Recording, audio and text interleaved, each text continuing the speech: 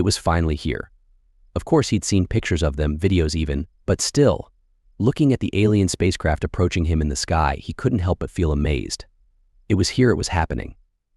That was an actual flying saucer, and it was here for him. Did you pack your underwear? Of course, Mom. I'm not that much of a scatterbrain. And your snacks? I wouldn't want you getting hungry out there. Mom, we've been over this. CUNY knows what humans need, and so does his family. I won't go hungry, and yes, I did pack them. And you're… Yes, Mom, I've packed everything I'll need. Just stop worrying, okay? Are we there yet? Fine, and that's about the millionth time you've asked that. And no, go play with your brother or something. But Mom, I'm not a child anymore, you know. Act like it. Exhaling loudly, Exina walked away. She had been excited when she first heard that she and her brother CUNY had been accepted into the intergalactic exchange program. She had been excited when getting on the ship that would take her to her new home for the coming months. And she had been excited to meet the family of humans she'd be staying with. What she somehow forgot was just how far away intergalactic really was. Even with the state-of-the-art spaceship the IAP provided for them, with the fastest FTL drive invented, the journey had already taken the better part of a week. There's only so much you can do when you're stuck on a spaceship in the middle of nowhere. She was bored. Actually, come to think of it, intergalactic was a bit of a misnomer. She wasn't going to another galaxy that would have taken much, much longer than a week. Still, she was traveling to another solar system as one of the first exchange students to go there. Unless she got the schedule wrong, she'd be arriving today. She wondered what they'd be like. She wondered if they'd like her. Was it just her imagination, or was the ship starting to slow down? Ymrit, said the alien. He knew a fair bit of Kugan, but he had no idea what that meant, the first words spoken to him by presumably his exchange family, and he couldn't understand them. And while Rate the four-armed alien said, again, clearly expecting a response. Maybe it was some sort of greeting. Whistle kits to you, too, he said in his best Kian, which was still heavily accented and probably full of grammatical errors, judging by the confused look on the alien's face. Are you not wear kits? The alien replied, I'm sorry, but I don't understand what you mean. My Kian is not very good yet. The moment he said that, he could see the confusion disappear. After a couple of moments typing his desired phrase into what he was assuming was the alien equivalent of Google Translate, he started to speak in halting, very strangely accented English. I am looking for Willow R. Kits. Do you know who he is? So that's what he was trying to say. Yes, I think that's me, but it is pronounced William Richards. Willem Milcharts. Close enough. Are you CUNY's father? Yes, my name is Kiver. Come, he is waiting for you, much excited. He didn't bother trying to correct Kiver's atrocious grammar. Our hours. Well, that could have gone better, Exie muttered to herself as she tried to wrestle her luggage up the stairs. The gravity might be slightly less than on her home planet, but it was still heavy. Why did she decide to pack so much stuff? Sorry, did you say something? Sarah asked. Do you need some help with your luggage? Why were the humans, and especially this girl, so… No, she did not need Sarah's help or anyone's for that matter. She should be stronger than this. It all started when she stumbled on her way out of the spaceship. Okay, an honest mistake that could have happened to anyone. She could get back up on her own. Nonetheless, the humans immediately ran up to her, asking if she was okay, offering to help her get up. She politely declined. Then, as if one mistake wasn't embarrassing enough, when she went to get her bags from the storage compartment, they fell on top of her. She couldn't even move anymore until the humans had lifted the bags off of her.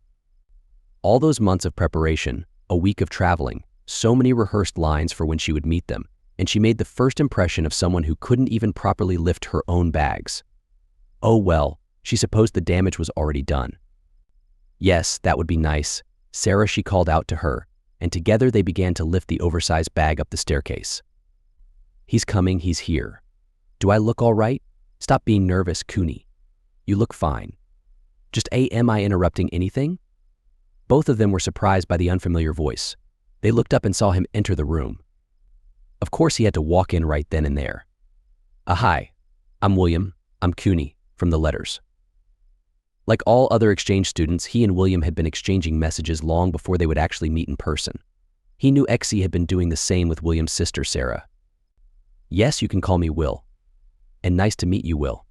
I am Zara, CUNY's mother. And nice to meet you too, Zara. I'm excited to be living with you for the following months. I'll just leave you boys here to get acquainted, all right? I'm sure you have lots to tell each other. Drinks are in the low tea if you want. And with that, Zara left the room, leaving just Will and Cooney. Your Kian is very good, all things considered, Cooney said. Thanks, but I still have a lot to improve. That is why I'm doing this. Or living with native Koloan speakers must really help with that. You want a drink? And what did you say? The low tea? What is a low tea? William asked. Cooney frowned. How could he speak Kolian so well but not know what a low tea is? Did humans not have those? Sure, thanks. A low tea is a device which keeps our food and drinks at a low temperature to prevent spoiling. It's like a refrigerator. Apparently the human version of low tea was called a refrigerator. All right then, yes, William said. Probably Cooney said, opening the door of the low tea. What do you want? Some Zigan juice? A bottle of Kimua? I have no idea what those are. Could you choose something for me? After she got done helping to load her brother's luggage onto the spaceship and finished helping Zaya haul her luggage up the stairs, Sarah took a good look at the alien that would be staying with her while Will was away. She was strangely beautiful in a way a little shorter than herself. 2 sets of strong arms, large reflective eyes, beautiful sky blue skin. Is something wrong? Do I look unsettling to you? Right? She probably shouldn't be staring. No, it's fine. You're fine. I'm fine. Everything is. If you say so, Exina said, clearly not fully convinced. Was she that worried about Sarah's opinion of her? You want to go get a cup of tea or something? We haven't really had the chance to talk since you got here. Why was she so nervous? Sure, she was talking to an alien, but still. Of course, Exina replied. I would love to try that. Seems like she'd be drinking tea with an alien today. Hey, this is pretty good, Will said as he sipped his Zigan juice. Just a bit strong, though. I feel like I'm drinking liquid sugar. Cooney looked at the bottle. That's strange. It says here the sucrose content is only 30%. It shouldn't be that strong. Did you just say 30%? Did I hear that right? Yes, like I said, it's only 30%, Cooney said while taking a sip of his own juice. For me, it doesn't have that much of a strong taste. That is unbelievable. It is nearly a third pure sugar, and you do not even taste it. I'm sensing it's fruit juice. It's just like this. I'm sure you have fruit juice on Earth too.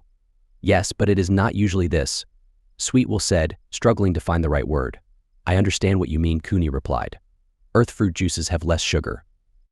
Maybe you would like it better if it was diluted? That would probably be nice, yes, Will replied. Cooney got to work mixing the juice with water. Would 50% diluted be enough? No, it was like liquid sugar to him. So maybe 30% juice, 70% water. Why wasn't this in his human care lesson? So this is tea, Exina asked, cautiously staring at the steaming cup. The cup in front of her looked wrong. Drinks should not be giving off fumes like this. Are you sure it is safe? I checked it with a HFY biology guidebook they sent me. There is nothing in there that you can't handle. It is safe, Geyser reassured her. No, not Geyser Sarah. She'd already made that mistake once and did not want to embarrass herself more than she already had in front of Sarah. Reassured, she lifted the cup by its odd side loop with her upper right hand. She had seen Sarah do it this way, though she did not know why. Perhaps it was some sort of human custom. Perhaps it was considered impolite to touch the main part of the cup. She brought the cup up to her mouth. The moment the contents of the cup touched her lips, she wanted to scream.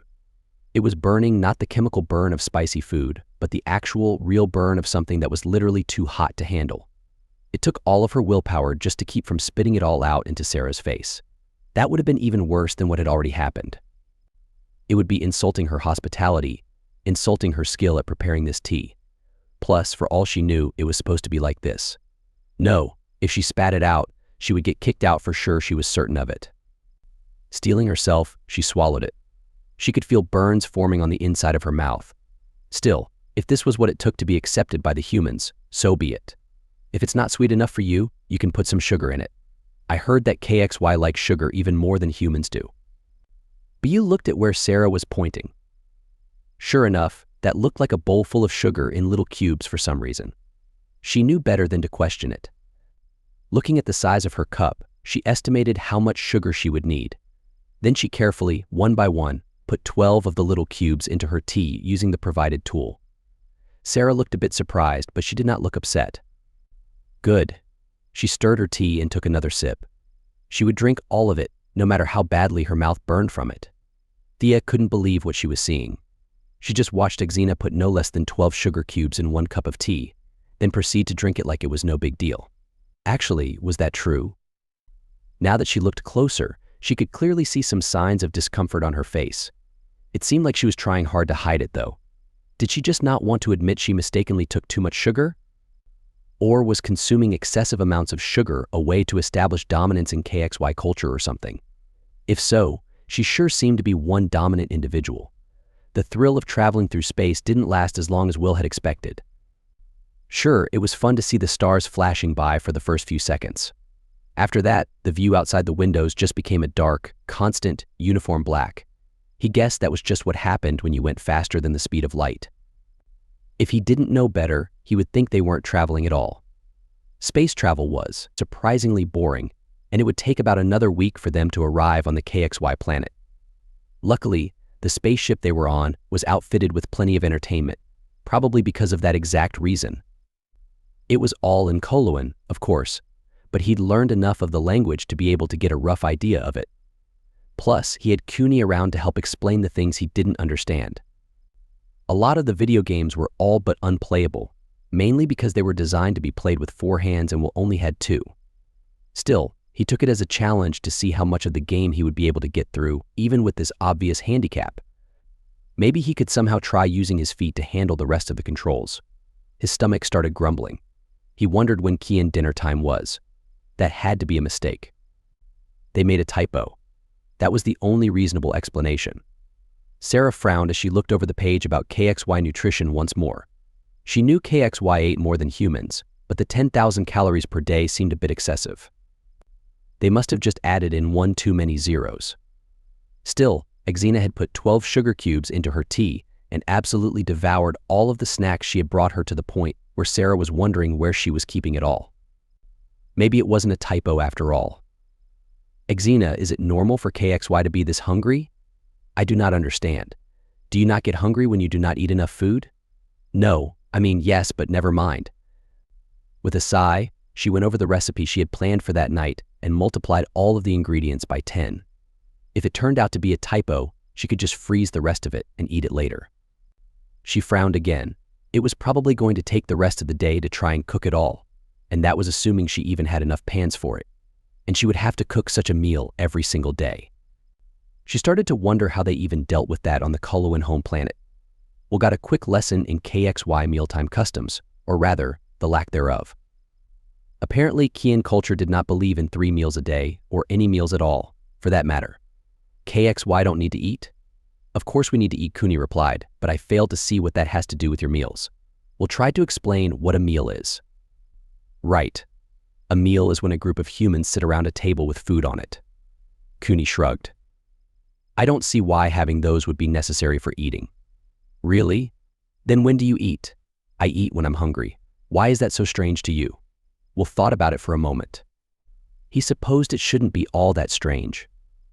I eat when I'm hungry. Simple, logical, a child could come up with it. Still, the concept of having 3 meals a day was so deeply ingrained into him that he couldn't imagine living any other way. Was he just being ignorant?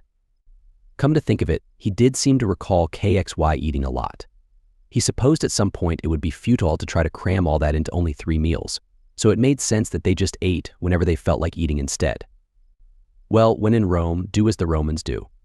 Hey Cooney, I think I'm getting a bit hungry. Could we go get some food after this game? Ixiana watched in fascination as Sarah was hurriedly messing about with all sorts of kitchen equipment, muttering to herself about something being impossible. There was a ridiculous amount of ingredients lying around in the kitchen, way too much to eat all at once, even for a growing KXY like herself. She seemed to be having a lot of trouble with it. Maybe Exi should offer to help her, just like Sarah had helped her with her luggage.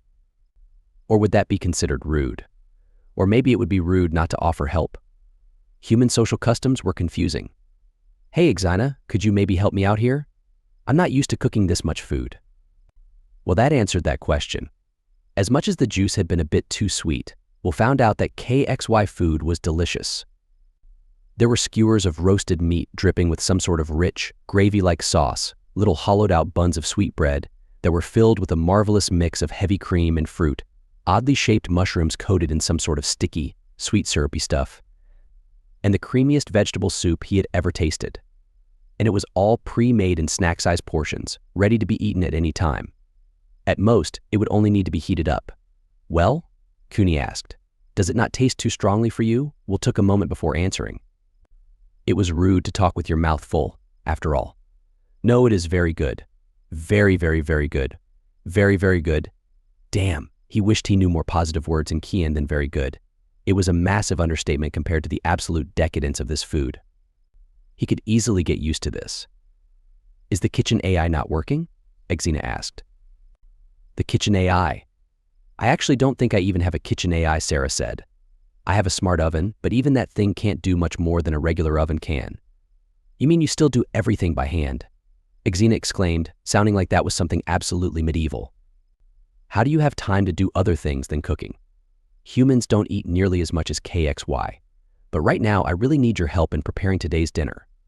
"Okay, but I do not really know how to help. I have never cooked manually before." "Okay, maybe it was not a good idea to ask an alien for help," Sarah thought. She was lucky it wasn't a very difficult recipe. "I guess I'll have to teach you along the way. Do you know how to use a knife?" Cooney was confused. Will had barely even eaten anything, and he was already staggering like he had eaten too much. "You are still hungry after all you have eaten?" Cooney asked. "You have eaten so little. What are you talking about?" "I ate a whole skewer, a bowl of soup, one of those breads with fruit inside." "Exactly. You had a couple of